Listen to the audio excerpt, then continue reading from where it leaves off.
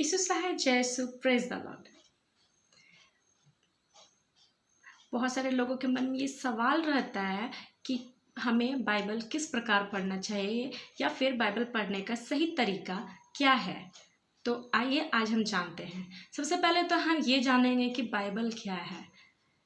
तो बाइबल परमेश्वर की ओर से दिए गए वाणी है, वचन है जो हमारे लिए दिया गया है, जिससे हम पढ़ते हैं और जिसे हम पढ़ने के बाद परमेश्वर की को जानने पाते हैं, परमेश्वर की इच्छाओं को जानने पाते हैं। और बाइबल हमें बतलाती है कि तुम सिर्फ वचन के सुनने वाले ना बनो वरन वचन पे चलने वाले बनो।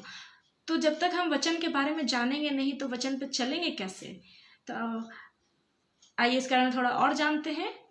बाइबल 2 भाग में है, पहला पुराना नियम और दूसरा नया नियम। बाइबल में टोटल 66 बुक्स है, जिसमें से 39 बुक्स ओल्ड टेस्टामेंट में है, जिसे हम पुराना नियम के रूप में जानते हैं, और 27 बुक्स न्यू टेस्टामेंट में, जिसे हम नया नियम के रूप में जानते हैं।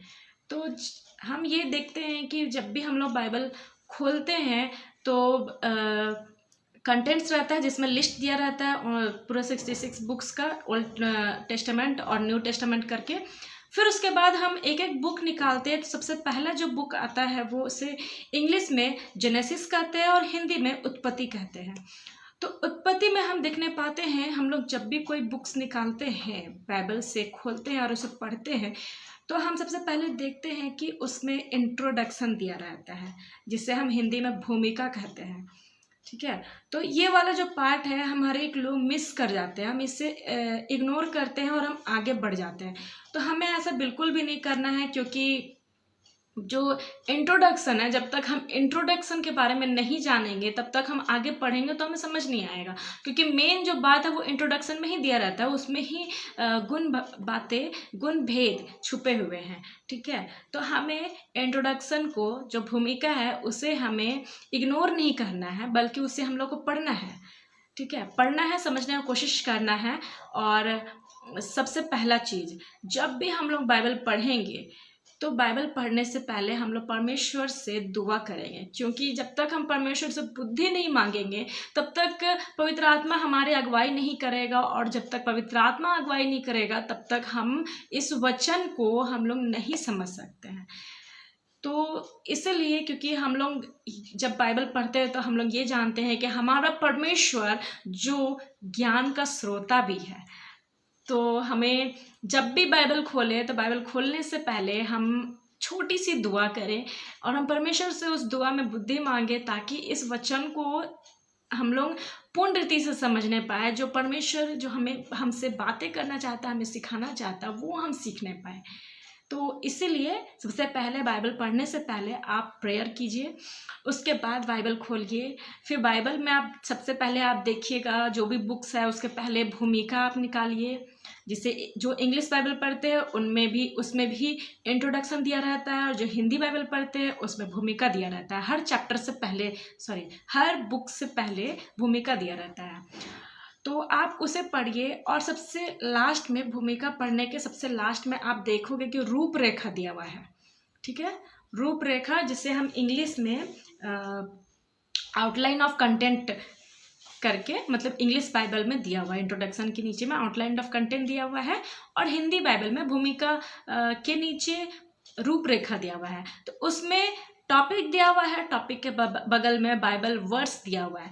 तो वो टॉपिक बस एवे ही नहीं दिया हुआ है, वो हमारे लिए ही दिया हुआ है, ताकि हमको बाइबल पढ़ने में इजी हो, और हम इस तरह से मतलब बाइबल पढ़ेंगे तो हमें ज़्यादा अच्छे से समझ में आएगा। तो टॉपिक वाइज पढ़िए, क्योंकि हम लोग फॉर एन एग्जाम्पल, जब हम बचपन में स्कूल जाते थे तो हम ऐसा नहीं था ना कि डायरेक्ट 10th क्लास में चल गए।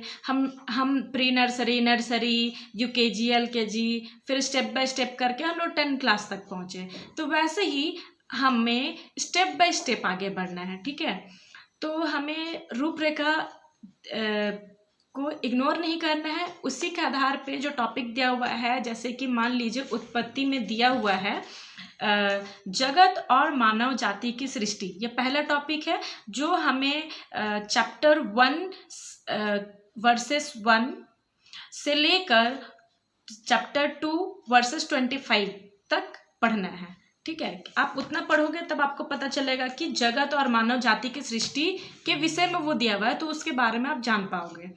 तो उसी तरह से आप स्टेप बाय स्टेप पढ़ते जाइएगा। और एक बात का ध्यान रखिएगा कि आप बाइबल जब भी पढ़े तो आप बीच बीच से बाइबल ना पढ़ें, क्योंकि बहुत सारे लोग ऐसे करते हैं कि हाँ नीति वचन पढ़ो ना, जिसे हम इंग्लिश में प्रोवर्ब्स कहते हैं।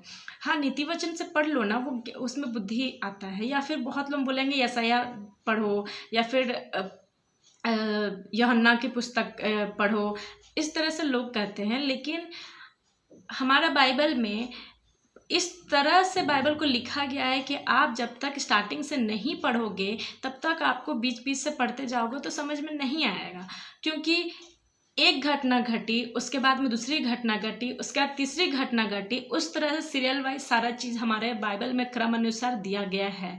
तो हम अगर क्रम अनुसार पढ़ेंगे तभी जाके हमें समझ में आएगा। क्योंकि जैसा कि मैंने एग्जाम्पल दिया था कि हम डायरेक्ट 10th क्लास में नहीं पहुंच सकते, हमें स्टेप बाय स्टेप करके ही 10th क्लास तक पहुंचना है। उसी तरह से बाइबल में भी हमें स्टेप बाय स्टेप कर करके ही पढ़ना है। तो जैसे कि अगर आप जब भी बाइबल पढ़े तो आप पुराना नियम से स्टार्ट करें। बहुत सारे लोगों का ये दिक्कत रहता है कि पुराना नियम समझ में नहीं आता है। तो मैंने सबसे पहले बताया था कि जब भी आप बाइबल खोले तब आप परमेश्वर से दुआ करें। दुआ करेंगे तो पवित्र आत्मा की अगुवाई से आपको बाइबल पढ़ने में सहायता मिलेगी और आपको समझ में भी आएगा। तो इसीलिए सबसे पहले जब भी आप बाइबल खोलें तो आप प्रेयर कीजिए, फिर आप भूमिका पढ़िए, उसके बाद आप रूपरेखा देखिए, रूपरेखा के आधार पे आप बाइबल स्टडी कीजिए। और इफ़ पॉसिबल अगर आपको परमेश्वर के साथ समय बिताना बहुत अच्छा लगता है तो आप दिन में कम से कम 4 से 5 बार आप आराम से पढ़ सकते हैं। हम बोलते हैं कि कई सारे प्रीचर लोग, कई सारे परमेश्वर के दास लोगों के मुंह से आप सुनेंगे होंगे कि सुबह उठ के परमेश्वर की दुआ करने से, परमेश्वर को समय देने से सारा दिन अच्छा जाता है। और हमें बाइबल पढ़ने के बाद में हमें बाइबल जब हम पढ़ेंगे तो हमें ये वचन मिलेगा कि जो परमेश्वर को तड़के उठ के खोजता है वो परमेश्वर को पाता है। तो मतलब आप कोशिश कीजिएगा कि आप सुबह जल्दी उठें और आप उठने के बाद सबसे पहले परमेश्वर से दुआ करें और उसके बाद आप अपना दिन का शुरुआत कीजिए। और कोशिश कीजिए कि आप रेगुलर बाइबल पढ़िए, क्योंकि हमारे हर एक के लाइफ में कुछ अगर पॉजिटिव चीज़ हो रही है तो नेगेटिव चीज़ भी आती है। हमारे लाइफ में कई बार ऐसा परिस्थिति आती है जब हम बहुत गिर जाते हैं, भटक जाते हैं और हम अपने आप को निराश कर लेते हैं, हताश कर लेते हैं और डिप्रेशन में भी चल जाते हैं। तो उस चीज़ से बचने के लिए आप जितना हो सके उतना परमेश्वर के साथ समय बिताइएगा तो आप इस तरह की परेशानियों से आप गुजरना नहीं पड़ेगा और आप स्पिरिचुअली बहुत स्ट्रांग होते जाइएगा। क्योंकि हमारा जो शरीर है, आप जब बाइबल पढ़िएगा तो आपको पता चलेगा कि हमें परमेश्वर ने अपने महिमा के लिए रचा है। तो इसी तरह से आप धीरे धीरे स्टेप बाय स्टेप एक एक चीज़ को जान पाइएगा जब आप बाइबल पढ़ते जाइएगा। तो स्टेप बाय स्टेप आप बाइबल पढ़ते जाइएगा, बीच बीच से ना पढ़े और जल्दी जल्दी ना पढ़े।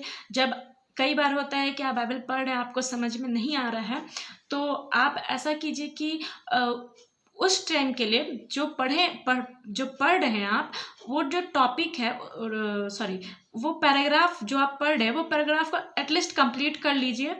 फिर आप ऐसा कीजिए कि आप डायरी है ना, ये डायरी है, जैसे ये मेरा डायरी है, इसमें मैंने बहुत सारा ऐसा लिखा है, दिख रहा होगा वचन सब, जो मुझे इम्पोर्टेंट वचन जो इम्पोर्टेंट लगता है, जो वचन मैं इसमें लिखती हूँ। ठीक है, तो कई बार होता है कि आपको डाउट्स होता है तो आप इस तरह का डायरी रखिए और इसमें आपको अगर मर्जी है आपकी तो आप 2 सेक्शन बना लीजिए, जिसमें एक सेक्शन में आप वचन लिखिए जो आपको इम्पोर्टेंट लग रहा है और एक सेक्शन में आप कीजिए कि आपको जितना डाउट्स हो रहा है आप वो लिखिए। ठीक है, आप वो लिखिए, उसके बाद पढ़ने के बाद परमेश्वर से दुआ कीजिए।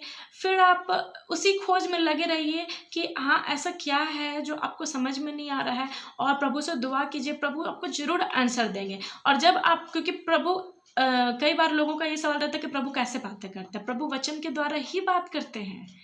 तो वचन के द्वारा परमेश्वर बात करते हैं। अगर आपका डाउट क्लियर हो जाएगा तो आप जिस जगह आपने क्वेश्चन लिखा है उसी के नीचे आप तुरंत उसका आंसर लिखिए। और अगर कभी ऐसा होता है कि आप किसी को प्रीच कर रहे हैं या खुद में होता है कि आप दोबारा, क्योंकि वचन हम जितने बार पढ़ते हैं उतने बार अलग अलग प्रकाशन मिलते हैं हमें, तो आपका जो डाउट्स है ना वो क्लियर होते जाएगा।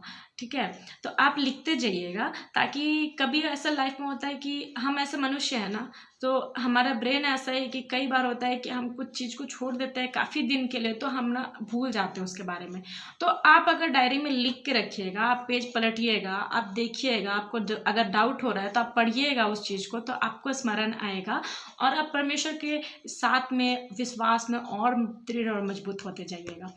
तो और एक चीज़, जैसे कि आप बाइबल पढ़ते जा रहे हो, ठीक है, भूमिका, जैसे मैंने कहा कि रूपरेखा है ना, रूपरेखा जो होता है उसी के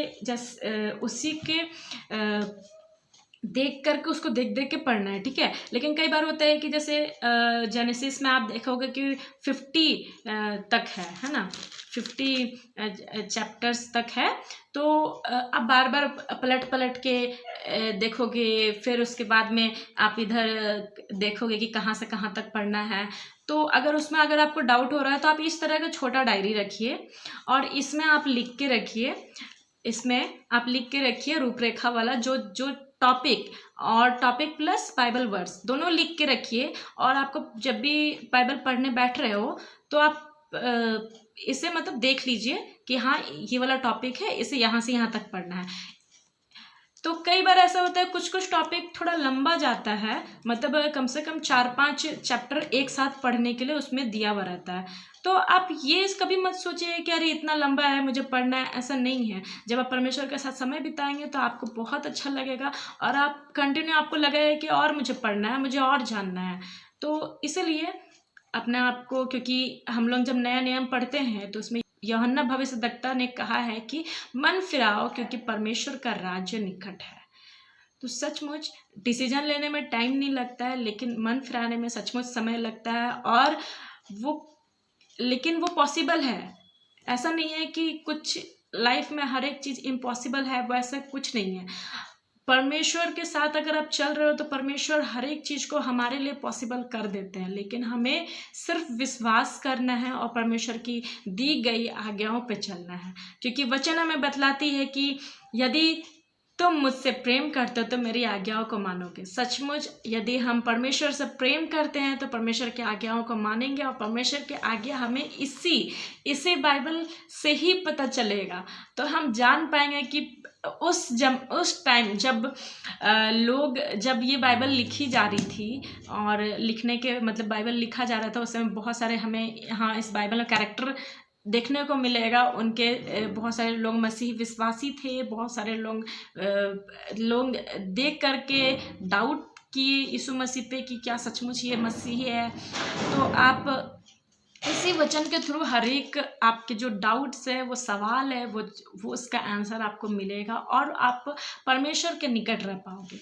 ठीक है, तो मतलब ऐसा है कि कई बार कई लोगों को आपने देखा होगा कि बाइबल के अलावा भी बहुत सारे रेफरेंस बुक पढ़ते हैं वो लोग। ठीक है, तो इफ़ पॉसिबल अगर आप जब भी बाइबल पढ़े तो आपका बाइबल मतलब रेफरेंस बुक तो आप बाद में प्रेफर कीजिएगा। सबसे पहले आप होली बाइबल को ही पढ़िएगा, उसके बाद ही आप किसी रेफरेंस बुक की तरफ जाइएगा। अगर आपको ज़्यादा नॉलेज गेन करना है तो आप रेफरेंस बुक की तरफ जा सकते हैं, लेकिन फर्स्ट प्रेफरेंस आप होली बाइबल को ही दीजिएगा, पवित्र बाइबल को ही दीजिएगा, ताकि आप परमेश्वर की बातों को, परमेश्वर की वचन को आप सही तरीक़े से जान पाए। और अगर आपको और थोड़ा नॉलेज रखना है तो आपके पास ये इस तरह का दिख रहा होगा बाइबल अध्ययन, है ना, संपूर्ण अध्ययन बाइबल ये है।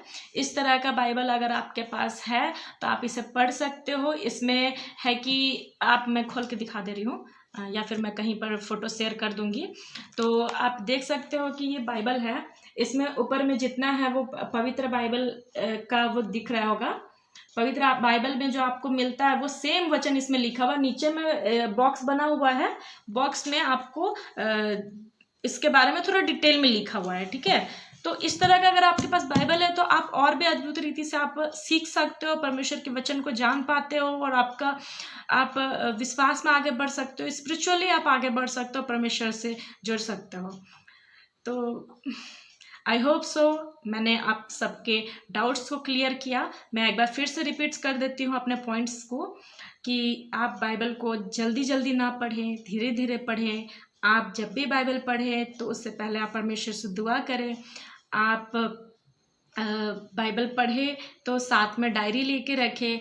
आप इंट्रोडक्शन पढ़ना ना भूलें, और रूपरेखा के आधार पे आप एक छोटी डायरी को मेंटेन कीजिए, इसमें रूपरेखा लिखिए, और इसी के आधार पे आप आराम से बाइबल पढ़िए। और जो भी आपको इम्पोर्टेंट वचन लिखे, बहुत लोगों का आदत होता है कि वो मार्क करते हैं। मैं अपने बाइबल को मार्क नहीं करती हूँ, कोई मार्क नहीं है मेरे बाइबल में, क्योंकि मुझे ऐसा लगता है कि परमेश्वर के दिए गए हर एक वचन मेरे लिए इम्पोर्टेंट है। इसलिए जो ज़्यादा इम्पोर्टेंट लगता है उसे मैं इस डायरी में लिखती हूँ, ठीक है। और डाउट्स रहता है उसे क्वेश्चन की तरह क्वेश्चन लिखती हूँ, फिर उसके नीचे आंसर भी लिखती हूँ जो मुझे परमेश्वर की ओर से मिलता है।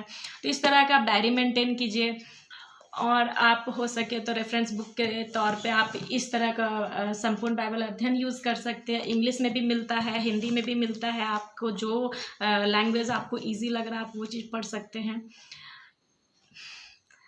तो आप बाइबल ख़त्म पढ़ने के बाद, ख़त्म करने के बाद आप फिर से प्रेयर करना बिल्कुल ना भूलें, क्योंकि ये वचन परमेश्वर ने हमें दिया है, तो उसके लिए हमें परमेश्वर को धन्यवाद करना चाहिए। तो हर एक बातों में आई होप सो कि मैंने आपके डाउट्स को क्लियर कर दिया, और आप परमेश्वर में जुड़े, परमेश्वर में आगे बढ़े। गॉड ब्लेस यू, और praise the Lord. Thank you.